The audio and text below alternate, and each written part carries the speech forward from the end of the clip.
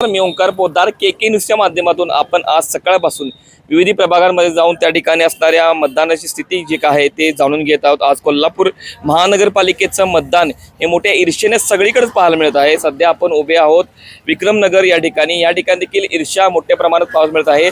नागरिकांना मतदारांना या ठिकाणी आणण्यासाठी मोठ्या प्रमाणात वाहनांचा उपयोग असेल किंवा आजारी वयोवृद्ध लोकांना आणण्यासाठी व्हीलचेअर स्ट्रेचर यांची व्यवस्था करून मतदारांना या ठिकाणी आणण्यात येत आहे। मोठ्या प्रमाणात या ठिकाणी ईर्ष्येने मतदान होत आहे, चढाओढ लागलेली आहे या ठिकाणी मतदानासाठी आणि संध्याकाळपर्यंत या ठिकाणचा मतदानाचा आकडा वाढेल यात शंका नाही।